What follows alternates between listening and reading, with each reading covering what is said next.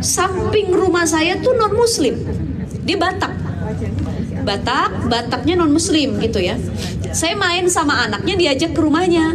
Begitu main di rumahnya tuh dia ngajak saya makan telur ceplok pakai nasi. Namanya anak-anak waktu itu kan ya, kita makan bareng.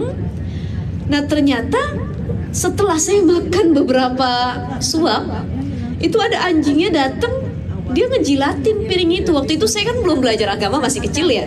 Tapi di situ saya udah mual, udah enak ngeliat kok bisa satu piring. Saya cerita sama ibu saya, itu masih kecil tuh, usia 8 tahunan kalau nggak salah, kelas 2 SD atau 3 SD. Kata ibu saya, udah gak usah makan di situ lagi. Kalau dikasih jangan mau. Takutnya piringnya pernah dipakai itu untuk anjing juga, atau dia pernah bikin babi juga dan lain sebagainya, penggorengan dan lain sebagainya, kan kita nggak tahu ya. Nah seperti itu lebih baik kehati-hatian gitu. Yang non muslim juga kita doakanlah mereka lebih menghargai kita yang muslim. Kayak kemarin kejadian ada influencer, dia makan bakso afung ya di Bali ya. Kemudian dia makan kerupuk babi kalau nggak salah, kerupuk kulit babi ya. Nah akhirnya karena permintaan dari netizen dan orang-orang yang takut, berarti kena babi dong dan lain sebagainya, sampai dipecahin semua ya, dihancurkan semua ya. Itu kan akhirnya merugikan juga buat restorannya, apalagi udah dapat sertifikasi halal.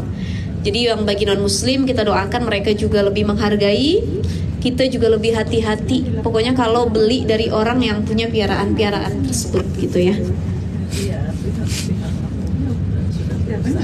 Sudah mengklarifikasi kayak gitu kan. Karena kan nggak mau kehilangan pelanggan dong, pastinya kan mereka. Ada lagi ibu-ibu?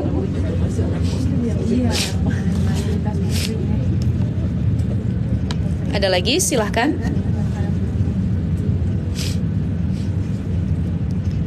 Jadi itu ya, tadi terkait bersuci dari anjing dan babi kita sudah paham ya. Pokoknya ya kita flashback dikit lagi. Yang keluar dari anjing dan babi haram, mau bentuknya sama ataupun beda, mau mirip ataupun kagak ya, mau itu 1:1, artinya dia kawin sama kucing, ya mukanya kucing, badannya babi atau bagaimana lah, kita nggak tahu tuh. Ya susah ngebayanginnya, pokoknya lahir dari keduanya dia haram. Dan semua, jadi yang jadi najis di babi sama anjing bukan cuma liurnya, tapi seluruhnya. Saya jadi inget keringet kambing kalau ngeliat Bu Fitra ya. Ya, kan kalau keringet kambing itu kan nggak najis ya, nggak najis. Tapi kalau anjing keseluruhan dia itu najis semua gitu. Bulunya, pasti kan bulunya sering dia jilat-jilat juga, kena liurnya apa semuanya. Kalau kambing beda, dia nggak najis, maka yang lain-lainnya pun enggak. Anjing tapi sudah yakin kalau kita bakalan membersihkan, boleh aja ya? Boleh saja, silahkan. Kan ada orang yang memang suka ya miara anjing.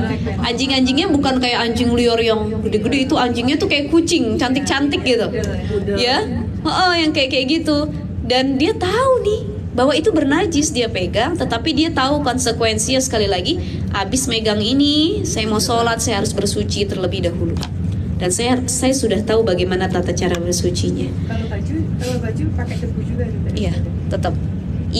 Baik ina, pakaian, apa, kulit kita juga sama. Oh, cuman baju. Nih kita kegigit anjing misalkan, atau gitu kan? Iya betul. Iya. Jadi seperti itu ya. Misalkan kita keseluruhannya dijilat anjing ya, kita inilah apa maksudnya? Ya ada yang seperti itu ya. Termasuk. Jadi pokoknya kalau habis megang anjing, karena kan bulunya itu kebiasaannya suka dijilat sama lidah mereka ya. Walaupun kita tahu gini, pasti bulunya tuh nggak najis, tapi tetap aja untuk kehati-hatian kita tetap tadi basuh dengan air 7 kali dicampur dengan turab ataupun tanah dan debu tadi.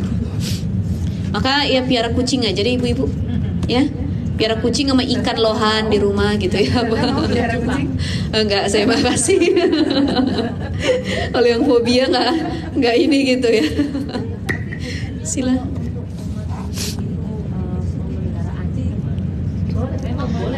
Boleh-boleh saja sebenarnya, silahkan. Tapi kalau dia nggak capek bersuci mulu tadi.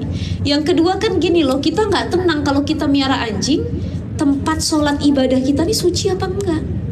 Ya mungkin kalau tetangga Gitu. saya kan anjingnya taruh di luar gitu ya. Nah kalau misalkan anjingnya itu buat anjing apa yang penjaga itu?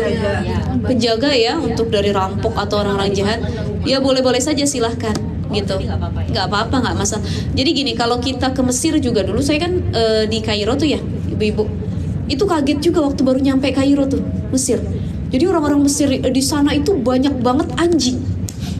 Kalau kita jualan tuh anjing juga jualan, banyak berapa biji gitu. Kalau di Indonesia tuh muslimnya jarang ya yang miara anjing. Tapi kalau di Kairo, yang muslim-muslim pun banyak yang miara anjing gitu. Tapi itu anjing-anjing penjaga, bukan anjing-anjing yang kayak kucing dijadiin piaraan dalam rumah buat mainan gitu. Ada juga yang seperti itu, tapi harus tahu tata cara bersucinya gitu ya. Kalau singa digolongkan apa? Kucing atau anjing? Singa, kucing gede ya? Kucing garong sih. Kucing garong ya itu. Nggak, singa itu nggak najis dia. Nggak najis, cuman berbahaya saja gitu ya. Jadi kan Jangan orang bertaring.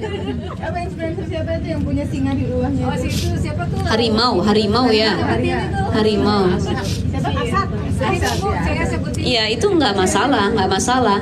Cuman tetap ya, kita kalau mau sholat, walaupun kita tahu ya singa atau harimau itu tidak najis seperti anjing dan babi, tetap kalau mau sholat ya bersih-bersih itu kan lebih afdol ya.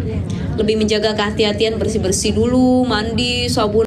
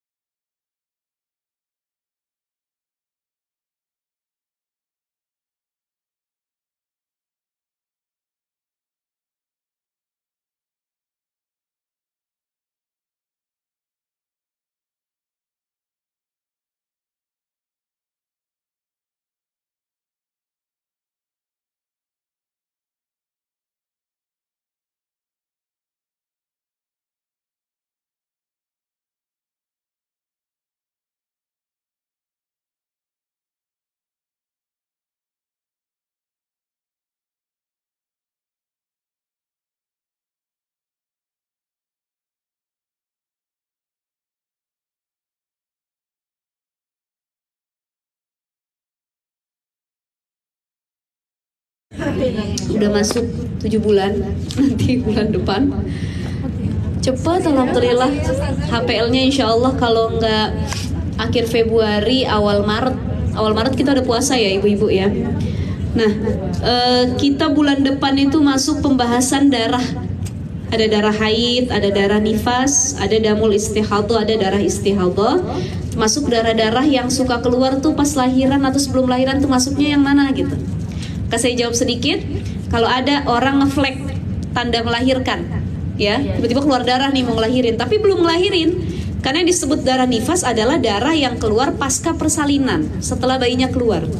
Kalau bayinya belum keluar, cuman kayak ngeflek keluar, itu bukan haid, itu bukan nifas, tapi damul fasad, disebutnya darah kotor, darah fasad, darah penyakit gitu. Jadi harus tetap sholat. Harus tetap sholat. Enggak usah.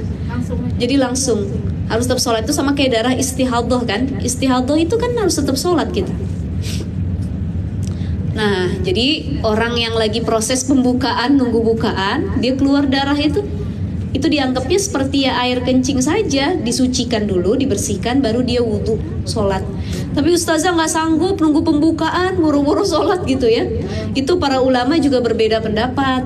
Jadi kata para ulama, kalau misalkan keadaannya tidak begitu berat, maka dianjurkan untuk wudhu dan sholat seperti pada umumnya, secara normal gitu.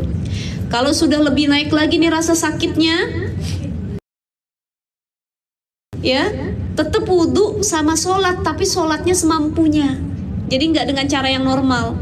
Dia udah nggak mampu lagi sholat nih, Allahu Akbar.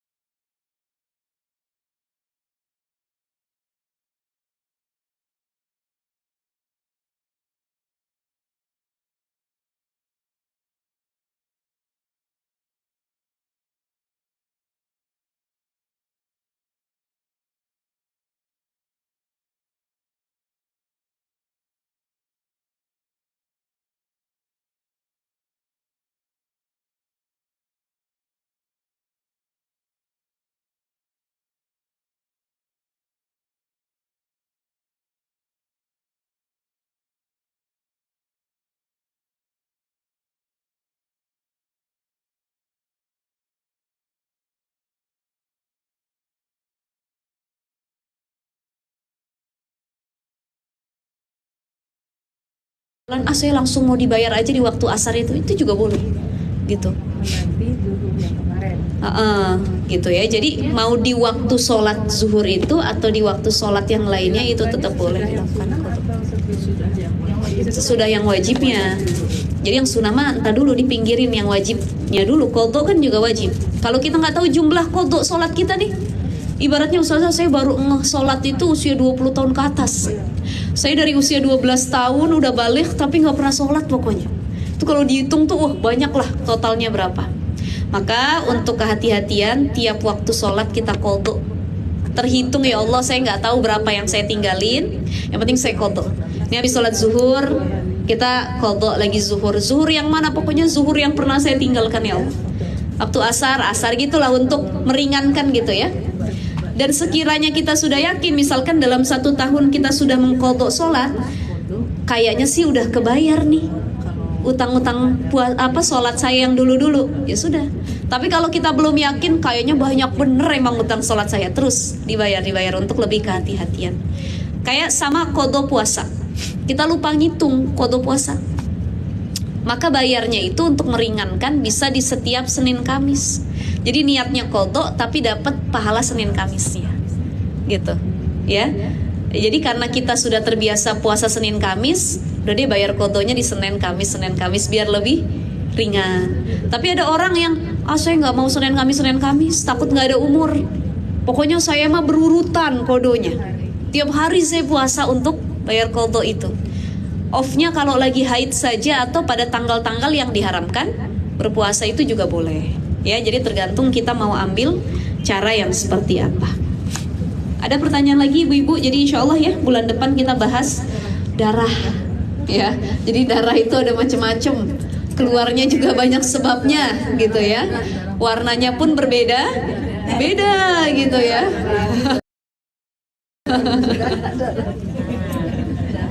Dan pembahasan darah ini lebih melekat kepada perempuan biasanya, karena berhubungan dengan ibadah sholat. Kalau laki-laki mah ya beda ya, nggak ada yang keluar darah gitu, paling mimisan doang ya Bu ya.